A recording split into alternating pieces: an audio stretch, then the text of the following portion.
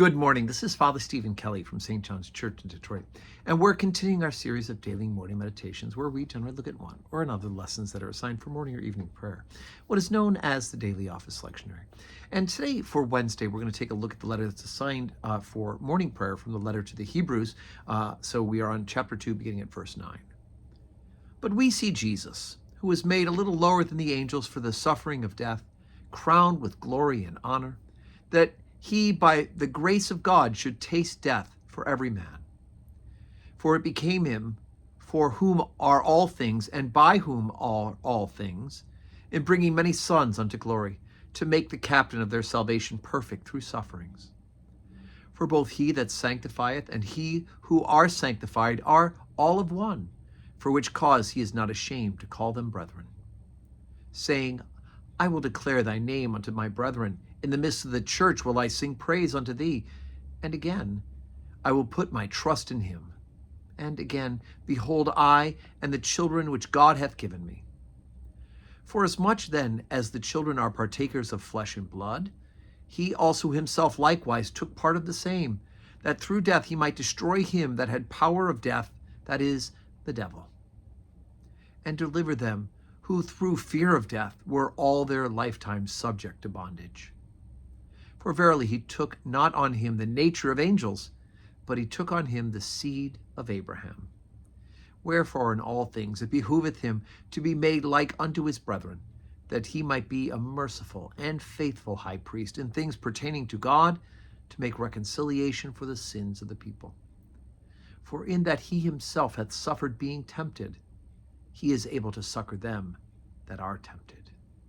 Okay, so we see here that the author of the letter to the Hebrews is trying to drive home the point that Jesus Christ, as the second person of the Holy Trinity, is God made man. Why did he have to become man, right? So this is the great scandal, that God would deign to take human flesh and to dwell among us. After all, he is God. Why would he bother to do that? Couldn't he just with a wave of a hand or the wink of an eye resolve all that it is to be sin?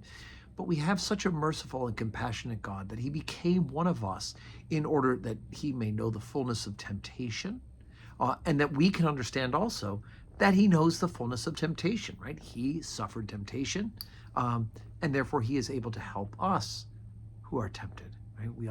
He was tempted in every way except for sin, of course. He didn't sin. But he also is drawing up this dichotomy of the fact that even though he allowed himself to be made a little bit lower than the angels when he became human being, right? He's not created or made as the second person of the Trinity. He's begotten, not made. But that he allowed himself to take a form lower than the angels. I have news for you. You are lower than the angels. It's a different form of creation.